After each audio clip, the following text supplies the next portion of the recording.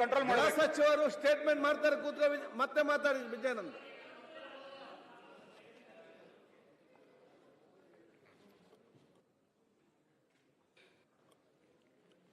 ಮಾನ್ಯ ಅಧ್ಯಕ್ಷರೇ,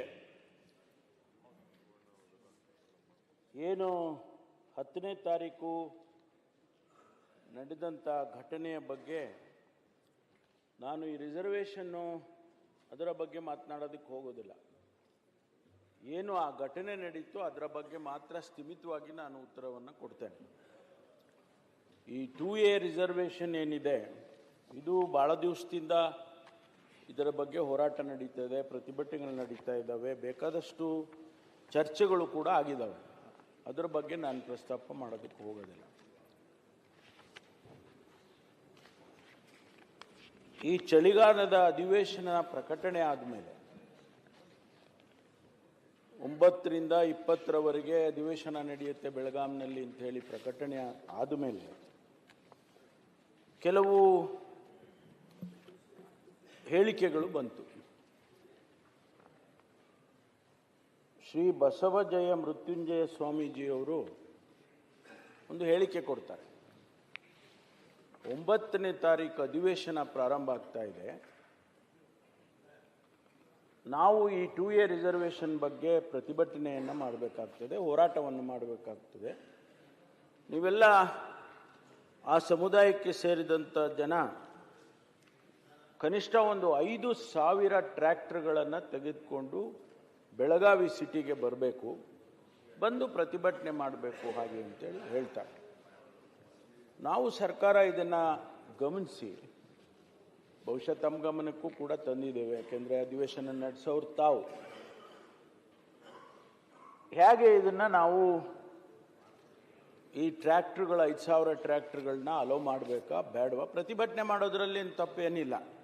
ಪ್ರತಿಭಟನೆ ಅದು ಒಂದು ಹಕ್ಕು, ಪ್ರತಿಭಟನೆ ಮಾಡುವಂಥದ್ದು. ಆದರೆ ಈ 5,000 ಟ್ರ್ಯಾಕ್ಟ್ರು ಬೆಳಗಾವಿ ಸಿಟಿಗೆ ಬಂದರೆ ಏನಾಗ್ಬೋದು ಅದ್ರ ಬಗ್ಗೆ ನಾವು ಇಲಾಖೆಯಲ್ಲಿ ಪೊಲೀಸ್ನವರು ಸರ್ಕಾರ ಒಂದು ರಿವ್ಯೂ ಮಾಡಿದ ಮೇಲೆ ನಾವು ಹೇಳಿದ್ವು. ನಾನು 9ನೇ ತಾರೀಕೆ ಇಲ್ಲಿ ಸದನದಲ್ಲಿ ಬಸವರಾಜ್ ಅವರು ಪ್ರಸ್ತಾಪ ಮಾಡಿದಾಗ ನಾನು ಹೇಳಿದೆ, ಟ್ರ್ಯಾಕ್ಟರ್ಗಳನ್ನು ಅಲೋ ಮಾಡೋದಕ್ಕಾಗೋದಿಲ್ಲ, ಇಷ್ಟು ಟ್ರ್ಯಾಕ್ಟರ್ಸ್ ಇಲ್ಲಿ ಬಂದರೆ ಭಾಳ ತೊಂದರೆ ಆಗುತ್ತೆ ಹಾಗೆ ಅಂತೇಳಿ ನಾವು ಟ್ರ್ಯಾಕ್ಟರ್ಸ್ ಅಲೋ ಮಾಡೋದಿಲ್ಲ ಅಂತ ಹೇಳಿದೆ.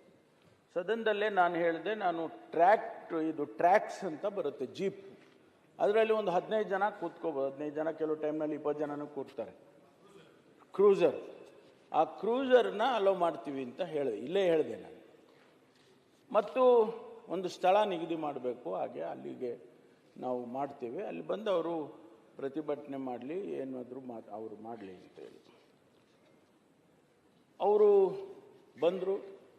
ಸುಮಾರು ಒಂದು 8ರಿಂದ 10,000 ಜನ ಎಲ್ಲ ಬಂದರು. ಜನಪ್ರತಿನಿಧಿಗಳು ಹೋದರು, ಅದರಲ್ಲಿ ಭಾಗವಹಿಸಿದರು. ಆ ಸಂದರ್ಭದಲ್ಲಿ ನಾವು ಅದಕ್ಕೂ ಮುಂಚೆ ಒಂದೆರಡು ವಿಷಯಗಳನ್ನ ಹೇಳಲೇಬೇಕಾಗ್ತದೆ. ಸಾಮಾನ್ಯವಾಗಿ ಇಲ್ಲಿ ಅಧಿವೇಶನ ನಡೆಯುವಾಗ ಇಲ್ಲಿನ ಕಮಿಷನರು ಪ್ರೊಹಿಬಿಟರಿ ಆರ್ಡರ್ಸ್ ಮಾಡ್ತಾರೆ. ಇಲ್ಲಿ ಪೊಲೀಸ್ ಕಮಿಷನರು 1/12/24ರಿಂದ 30/12/24ರವರೆಗೆ ಪ್ರೊಹಿಬಿಟರಿ ಆರ್ಡರ್ನ ಅವ್ರು ಮಾಡ್ತಾರೆ. ಅಂದರೆ ವಿಧಾನಸೌಧದ ಸುತ್ತ 500 ಮೀಟರ್ ಸುತ್ತ ಯಾರು ಬಿಡಬಾರ್ದು, ಹಾಗೆ ಸೆಕ್ಷನ್ 163 ಆಫ್ ದಿ BNSS ಅಂತೇಳಿ ಅವರೆಲ್ಲ ಪ್ರೊಹಿಬಿಟರಿ ಆರ್ಡರ್ಸನ್ನು ಇಶ್ಯೂ ಮಾಡಿದ್ದಾರೆ. ಅದಾದ ಮೇಲೆ DC ಬೆಳಗಾಂ DC ಅವರು ಕೂಡ ರಿಸ್ಟ್ರಿಕ್ಟೆಡ್ ಏರಿಯಾ ಅಂತ ಹೇಳಿ ಅವರು ಒಂದು ನೋಟಿಫಿಕೇಶನ್ನ ಅವರು ಕೂಡ ಮಾಡಿದ್ದಾರೆ. ಇದೆಲ್ಲ ಆದಮೇಲೆ ನಾವು ಏನು ಅಲೋ ಮಾಡಿದೋ, ಒಂದು 10,000 ಜನ ಅಲ್ಲಿ ಸೇರಿದರು. ಅಲ್ಲಿ ಅದಕ್ಕೆ ಮುಂಚೆ ಕೋರ್ಟಿಗೂ ಹೋಗ್ತಾರೆ, ನಮಗೆ ಅಲೋ ಮಾಡಬೇಕು ಅಂಥೇಳಿ ಧಾರವಾಡ ಹೈಕೋರ್ಟ್ನಲ್ಲಿ ಕೂಡ ಅಲ್ಲಿ ಹೋದಾಗ ಧಾರವಾಡ ಹೈಕೋರ್ಟ್ನಲ್ಲಿ ಏನು ಆದೇಶ ಮಾಡಿದ್ದಾರೆ ಅಂದರೆ, ಅಧ್ಯಕ್ಷರೇ, the petitioner and other Lingayat community leaders, followers and persons participating in the protest shall not be restrained, ನೀವು ತಡಿಬೇಡಿ ಅವ್ರನ್ನ, to enter Belagavi city and shall not be prohibited to conduct and participate in peaceful protest in the specified designated place. ನಾವು ಅದಕ್ಕೆ ಅವರಿಗೆ ಪೀಸ್ಫುಲ್ಲಾಗಿ ಮಾಡಲಿ ಅಂತೇಳಿ ಒಂದು designated ಪ್ಲೇಸನ್ನು ಕೂಡ ನಾವು ಮಾಡಿಕೊಟ್ಟಿದ್ದು.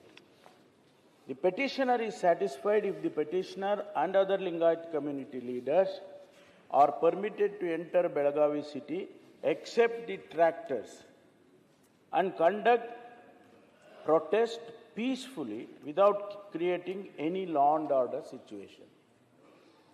ಮುಂದಕ್ಕೆ ಏನು ಹೇಳ್ತಾರೆ ಅಂದರೆ, it is needless to mention that the respondent state, along with its authorities, the police commissioner of the city of Belgaum, and respondents 2 and 3 shall monitor the law and order situation to avoid any untoward incident by putting necessary police force to take care of the situation. ಇದು ಹೈಕೋರ್ಟಿನ ಆದೇಶ ಮಾನ್ಯ ಅಧ್ಯಕ್ಷರು.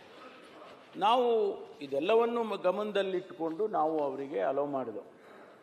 ಅಲ್ಲಿ ಚರ್ಚೆ ಆಯಿತು.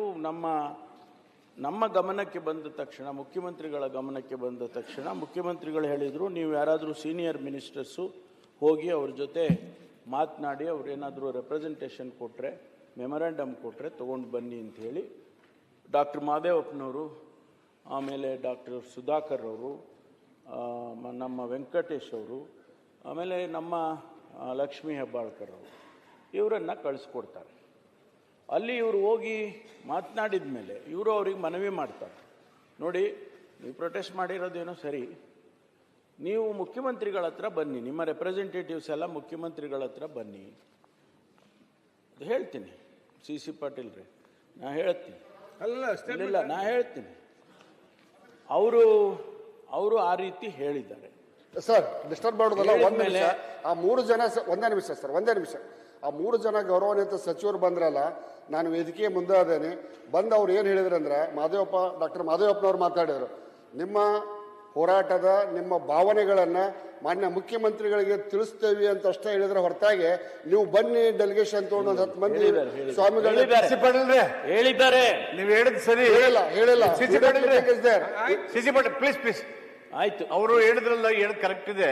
ನಿಮ್ಮ ಭಾವನೆ ತಿಳಿಸೋದ್ರ ಜೊತೆಗೆ ನಿಮ್ಮ ಪ್ರತಿನಿಧಿಗಳು ಒಂದು 10-15 ಜನ ಬನ್ನಿ ದಯವಿಟ್ಟು. ನಾನು ನಮ್ಮ ಬೆಲ್ಲದವರು, ಯತ್ನಾಳವರು, ಅವ್ರ ಸಮ್ಮುಖದಲ್ಲಿ ಮತ್ತು ಎ ಬಿ ಪಾಟೀಲು ಮತ್ತು ಜಯ ಮೃತ್ಯುಂಜಯ ಸ್ವಾಮಿ ಇತರ ಸ್ನೇಹಿತರು ಡಯಾಸ್ ಮೇಲೆ ನಿಮ್ಮ ಪ್ರತಿನಿಧಿಗಳು 10-15 ಜನ ಬಂದರೆ ಮುಖ್ಯಮಂತ್ರಿಗಳ ಜೊತೆ ಮಾತಾಡಿ ಅಂತ ನಾನು ಅಪೀಲ್ ಮಾಡಿದ್ದೀನಿ, ಮನವಿ ಮಾಡಿದ್ದೆ.